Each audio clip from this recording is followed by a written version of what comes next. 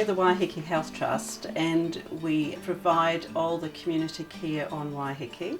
We're a small community, we know people and there's a lot of passionate people here and we like to look after people. We provide district nursing on the island. District nursing, we get a lot of referrals from hospitals, from GPs. We really look after people in their homes that otherwise would have to be in hospitals for care.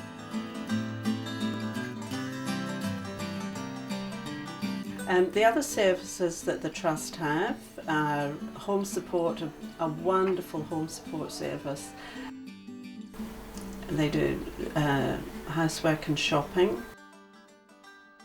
Home support services is very big, and sometimes they go into people 3 times a day, you know, if they really need that care.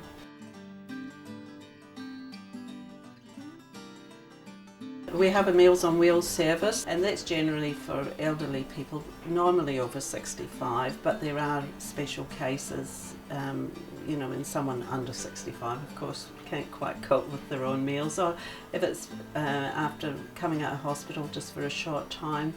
And the Meals on Wheels are cooked on the island and delivered by volunteers in the community. Often when elderly people are on their own, they don't eat properly, and it can be quite detrimental to their health. They get very forgetful, and it can really increase their you know, their kind of outlook on things and their health by having that daily meal. We have a social worker who can go in and help through difficult situations. She can advocate for people in different areas and just to support them through situations. We do have a very small component of physiotherapy services on the island that are funded by the Waiheke Health Trust.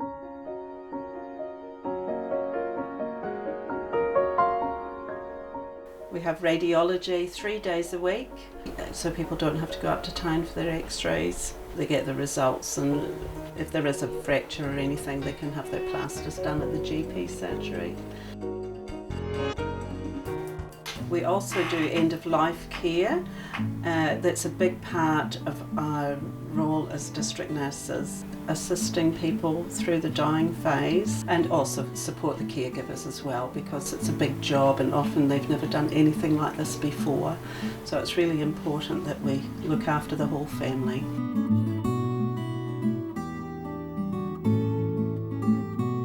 We have the Child and Family Service, of course, which looks after all the babies under 5s. Some mothers might want some help with breastfeeding, and other mothers might just want some help with issues like sleeping, and even just questions or some support, yeah, to help them just to sort of manage really, and looking at the physical development of the child as well. That's when we do their hearing and their vision, make sure everything is great before they start school. We have visiting therapists, our occupational therapist who will put aids into people's houses, do housing modifications to enable people to live safely in their own homes. We have a podiatrist, speech and swallowing therapist. We have a dietitian that comes over once a month, and the gerontology team will visit for people who need a lot of care.